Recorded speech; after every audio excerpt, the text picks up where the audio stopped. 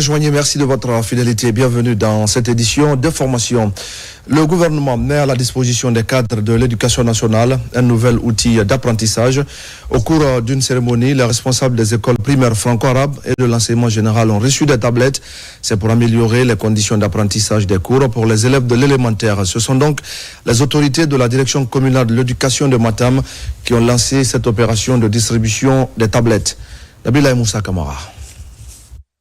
À l'école primaire Alexandre Bourré, située dans la commune de Matam, les responsables des écoles primaires franco-arabes et de l'enseignement général reçoivent des tablettes afin de faciliter le travail en classe. Le gouvernement guinéen, dans la vision de qualifier le système éducatif guinéen, met à disposition des autorités éducatives des outils didactiques destinés à renforcer la qualité de l'enseignement. C'est des tablettes qui vous doivent servir au niveau de l'enseignement-apprentissage. C'est pour vous faciliter les cours. Comment dispenser les cours? Il y aura des kits pédagogiques qui vont être installés dans ces tablettes. Ce n'est pas pour travailler avec Facebook, ce n'est pas pour travailler avec WhatsApp, mais c'est plutôt pour faciliter l'acquisition de connaissances au niveau de nos élèves des écoles primaires. Les autorités communales de l'éducation de Matam procèdent à la distribution de matériel pédagogique. En cette ère numérique en constante évolution, l'accès aux technologies éducatives est primordial pour adapter les jeunes élèves aux défis du XXIe siècle. C'est la première fois de recevoir un don ou un cadeau ou un outil pareil comme ça au niveau des franco-arabes. C'est un monde numérique, donc il faut dès maintenant, à bas âge, de faire apprendre nos enfants à utiliser, à manipuler ces outils-là. Nous allons dire aux enseignants d'utiliser ces tablettes en bon escient, de prendre soin de ces tablettes et faire passer le message comme ça a été dit. Donc nous remercions le président de la République, le ministre de l'enseignement pré-universitaire, notre DCE, M. Ibrahima Debari. Nous sommes très satisfaits de ce geste.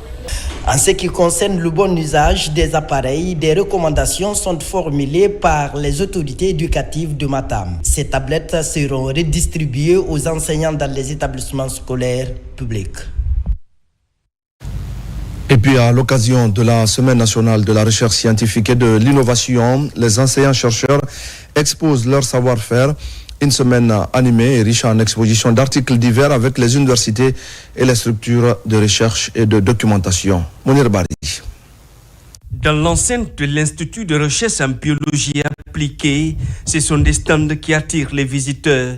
Les travaux de recherche et autres articles scientifiques y sont exposés. Les structures de recherche marquent leur présence. Et chaque université, chaque centre de recherche a présenté ce qu'il a de mieux pour pouvoir faire comprendre aux visiteurs, mais aussi aux étrangers qui sont venus, ce que nous faisons.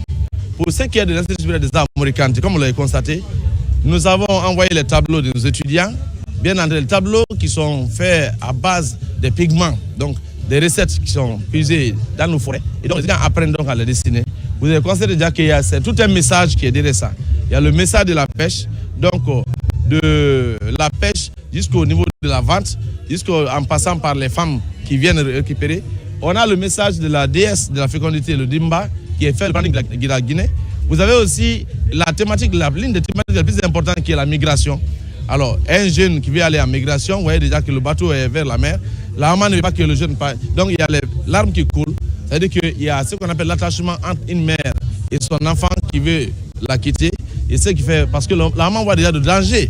Traverser toute une mer, c'est traverser les vagues, les océans, c'est aussi s'exposer aux risques.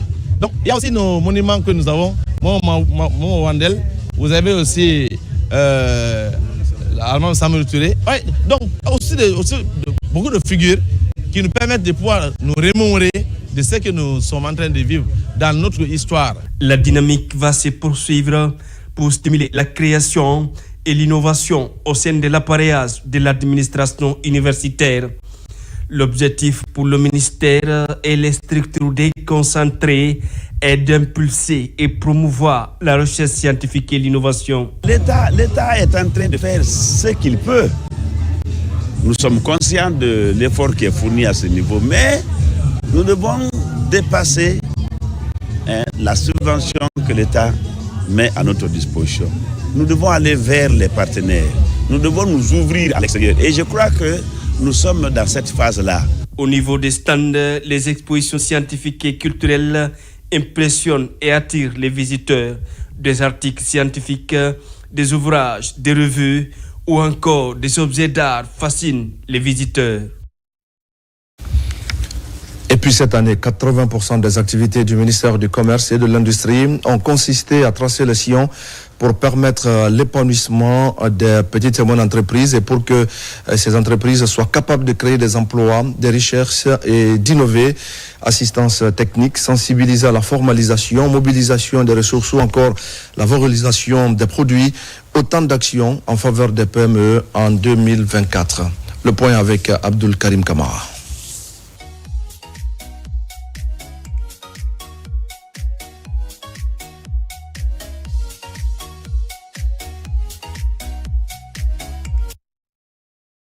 Au ministère du Commerce, Industrie et PME 2024 aura été une année charnière de la refondation pour chasser les doutes chez les PME guinéennes. Grâce à une volonté politique, il faut amener le pays à se distinguer désormais en termes de croissance par le dynamisme de ces PME. En tête de pont, l'élaboration d'un projet de loi portant contenu local. Cette loi doit servir de courroie de transmission entre le secteur privé, les pouvoirs publics et l'économie locale. Puisqu'il faut rendre cette loi accessible à tous, une vaste campagne est lancée à Conakry, mais aussi dans l'arrière-pays pour permettre aux acteurs de s'approprier le contenu. Quelques jours après, devant les membres du Conseil national de la transition, le ministère sollicite l'adoption de l'autorité de régulation de la loi portant contenu local, un outil devant garantir le suivi et l'application de la mise en œuvre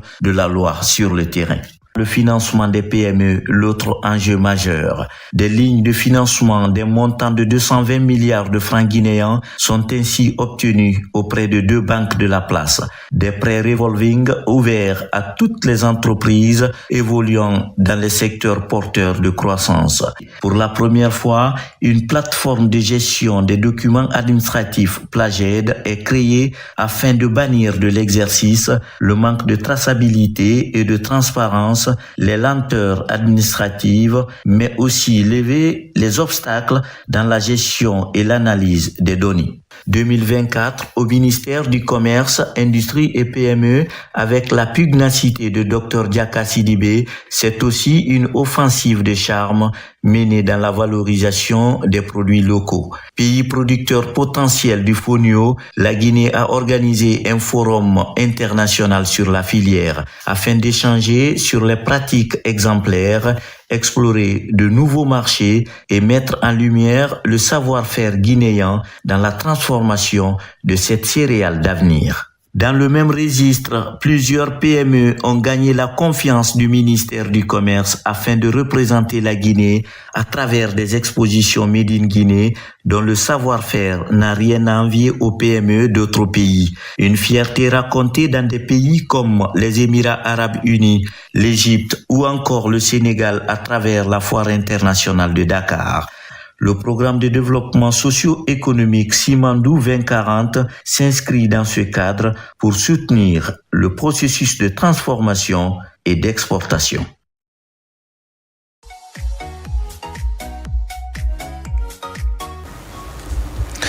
Dans l'actualité encore, l'Église de Guinée s'engage davantage dans l'évangélisation des peuples au-delà des frontières nationales. À Dubaï, par exemple, le pasteur Christophe Kekura Kone était allé partager la parole de Dieu avec les habitants de cette ville. Samara Tolno. Allez et faites de toutes les nations des disciples, déclare la Bible. En vertu de cette parole biblique, cet homme de Dieu a séjourné pendant près de 10 jours à Dubaï pour prêcher l'évangile. De retour à Conakry, le pasteur Christophe Kekura Kone est accueilli par les fidèles de son église. L'objectif de mon voyage était pour l'œuvre auquel le Seigneur m'avait appelé. Comme je l'avais reçu de la prophétie de mes pères et aussi de moi-même, Dieu m'avait mandaté pour faire l'impact de plusieurs nations, dont le début a été d'abord Dubaï. En fait, aussi, c'était pour encore créer une coalition entre le peuple de Dubaï et le peuple de la Guinée. Nous avons eu des échanges très, très importants. Aussi, nous avons eu à faire la sensibilisation des jeunes Guinéens là-bas pour les parler, en fait, de l'image de la Guinée et ce que nous, les Guinéens, nous avons pour mission afin d'accomplir dans cette nation. Très heureux de retrouver les siens, Pasteur Koné exhorte les Guinéens à promouvoir la paix à travers les prières. Nous devons seulement nous mettre dans la prière. Dans chaque circonstance, je pense que la prière a la solution à toutes choses. Et nous avons un Dieu puissant qui nous a montré qu'il est au-dessus de tous les problèmes et de toutes les circonstances. C'est pourquoi, étant Guinéens, nous pensons aussi à prier pour les autorités de ce pays qui sont établies. Nous prions pour le président de la République, pour toutes ces assemblées, afin que Dieu les accorde la sagesse, l'intelligence et un équilibre de paix et de tranquillité, afin que cet esprit soit répandu sur tout le peuple. En plus de la parole de Dieu qu'il prêche, le pasteur Koné prie aussi pour les malades. Le Cameroun, la France, la Belgique et les États-Unis seront les prochaines étapes de sa tournée d'évangélisation. Cérémonie de lecture du Saint-Coran à Frigiagbe, dans la préfecture de Kindia. Les fidèles musulmans ont communié autour des valeurs du livre saint à la mosquée centrale. Des prières ont été dites pour la paix, le développement de leur localité. Alassane Tamboya Conté, Mohamed Troua Kamara. C'est en présence du patriarche Elhadj Mahmoudou Kamara que ces fidèles musulmans se sont retrouvés autour du Saint-Coran pour implorer la miséricorde du Allah. Une occasion d'échanger en vue de renforcer la cohésion sociale à Kindia. Nous sommes à Frigiagbe dans Kindia. Nous avons lu le Saint-Coran plus de 1313 fois. Cette lecture est faite pour prier la Guinée et pour les Guinéennes, afin que la paix et la cohésion sociale règnent dans notre pays.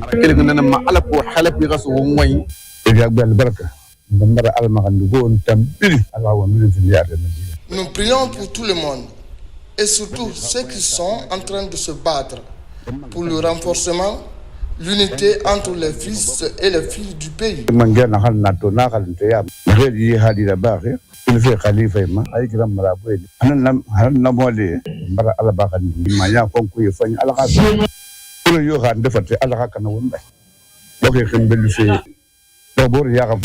Pour les fils ressortissants et résidents de Frigiagbe, cette rencontre religieuse constitue aussi un tremplin pour le développement de leur localité. Priez Allah pour la paix, l'unité nationale, la concorde dans le pays, derrière le général d'armée Mamadi Doumbouya, son gouvernement et tous ceux qui sont en train de travailler pour le bonheur de ce pays, notamment, je dis bien la région de Kindia, la préfecture de Kindia, la sous-préfecture, les 11 districts de Frigiagbe, que Dieu repande de sa nourriture sur toute cette population estimée à 50 546 personnes.